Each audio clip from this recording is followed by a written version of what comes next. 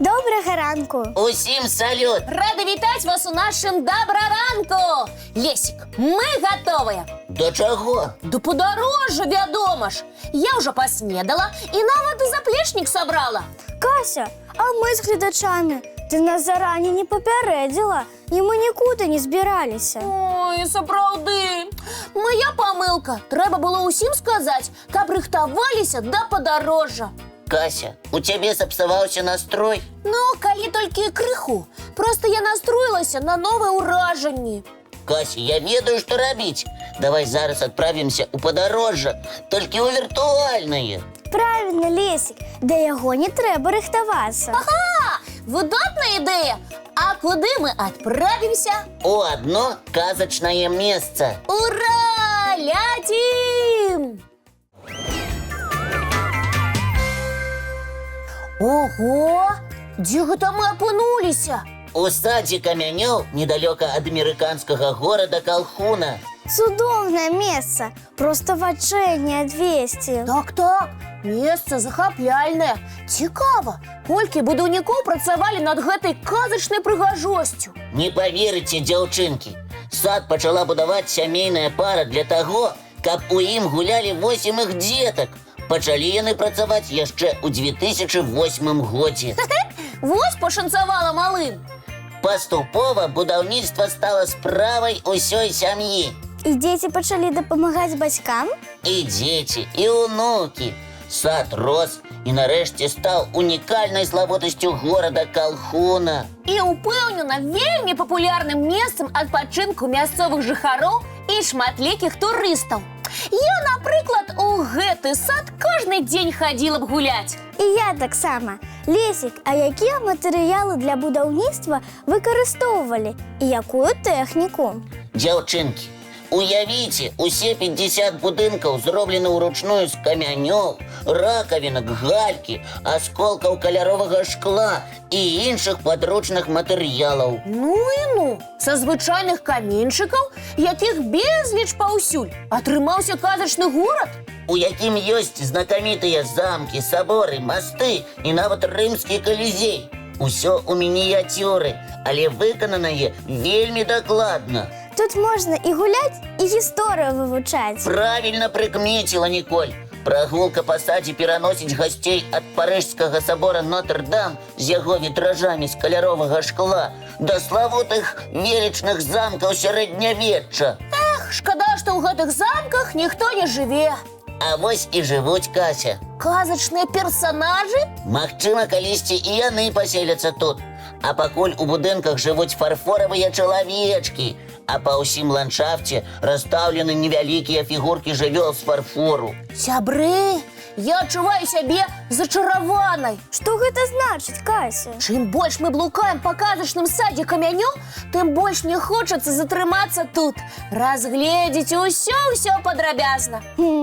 Але думаю, час вяртацца ў добраранак, Кася. Ну, калі ласка, яшчэ крышачку.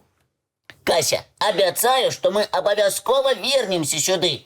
А зараз час уключаць гледачам ранішні мультфільм. Ну, добра, угаварылі. Але ты абяцаў, Лесик. Кася, Лесик заўсёды выконвае свае абяцанні. Дарэчы, дзякуй табе за цудоўнае падарожжа. Калі ласка, мне і самому яно спадабалася. Так, сябры, вы угаварылі мяне вярнуцца, каб паглядзець мультфільм. Вось і давайце, уключайце яго.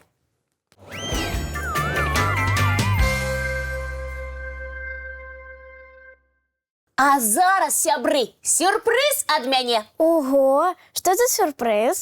Вам дакладна спадабаецца. Я адшукала цэлую кампанію неверагодных прыгажуноў, якія нават згадзіліся пазіраваць для нашай праграмы. І што за прыгажуны такія? Высакародныя алені.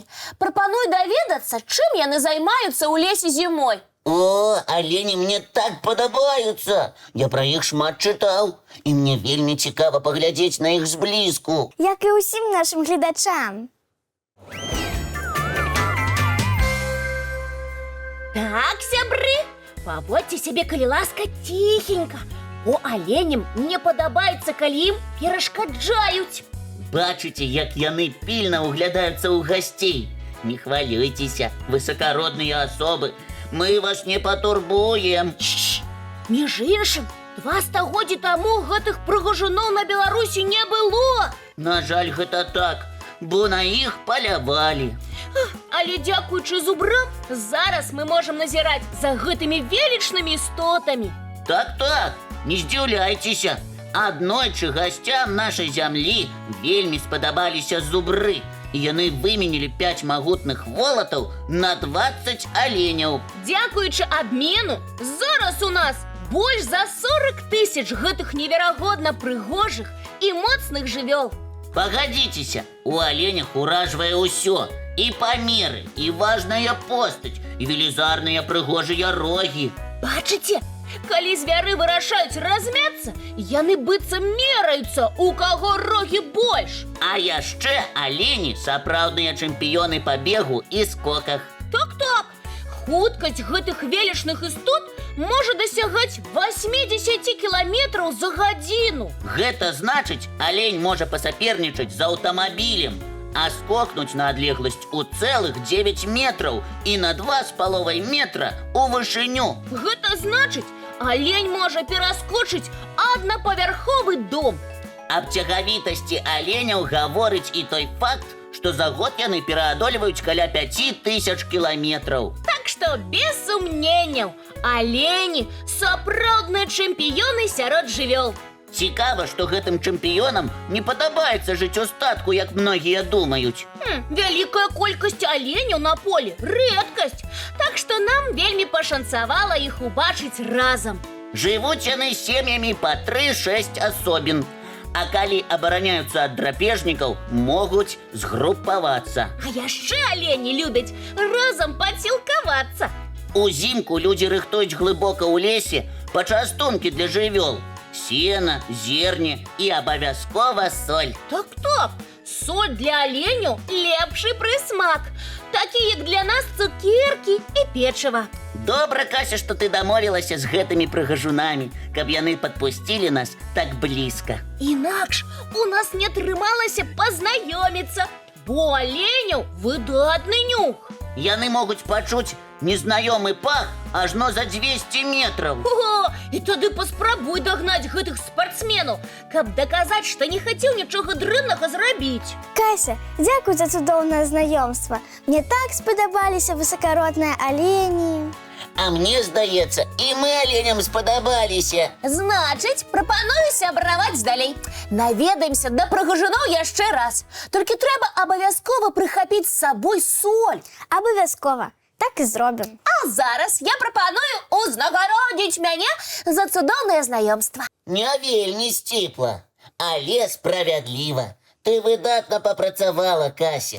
У якасці ўзнагароды хочаш паглядзець чарговы мультфільм? Яшчэ як хачу. А можна і нам з гледачамі далучыцца да прагляду? Ды вядома, можна. Мульцік, сябры.